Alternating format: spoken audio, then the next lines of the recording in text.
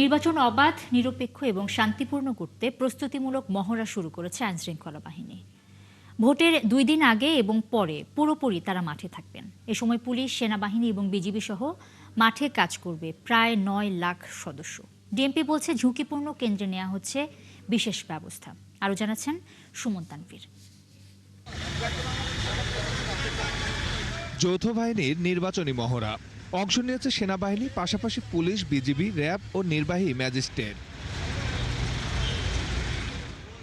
এবারের নির্বাচনে মাঠে কাজ করবে 1,49,443 জন পুলিশ সদস্য, র্যাব 7,700, সেনাবাহিনীর 1 লাখ সদস্য, নৌবাহিনীর 5,000, বিমান বাহিনীর 3,730, বিজিবির 36,453 জন, কোস্টগার্ডের 2,585 জন, ফায়ার সার্ভিসের 13,390 জন। নির্বাহী ম্যাজিস্ট্রেট থাকবেন 1,051 জন। আর সবচেয়ে বেশি আনসার ও ভিডিপি 5,76,314 জন।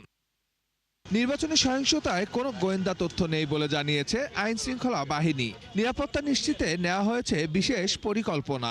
এখন পর্যন্ত আমরা সন্তুষ্ট, কোনো ধরনের কোনো এরকম ঝামেলা হয় নাই। এই মুহূর্তে আমরা সেটা বলতে চাচ্ছি না, বাট আমাদের ভেতরে আমাদের তথ্য নিয়ে আমরা আগে থেকে এটা নিয়ে কাজ করতেছি। এই ঝুঁকিপূর্ণগুলোকে আমরা অ্যাড্রেস করে ওইখানে বাড়তি ফোর্স রেখে নিরাপত্তা নিশ্চিত করার জন্য আমাদের ব্যবস্থা রয়েছে। এদিকে ঢাকা মহানগরীর 13টি সংসদীয় আসনের মোট 2,131টি ভোট কেন্দ্রের মধ্যে 1,414টিকেই গুরুত্বপূর্ণ হিসাবে চিহ্নিত করা হয়েছে, যা মোট কেন্দ্রের প্রায় 76%।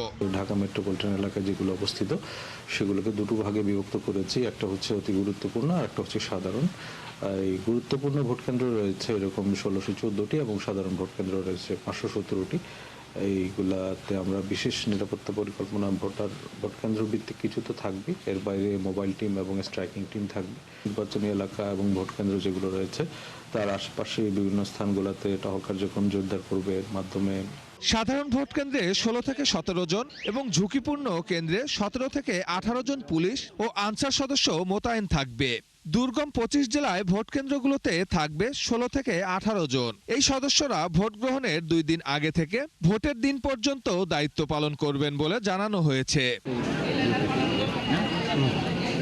সুমন তানভীর, 71, ঢাকা।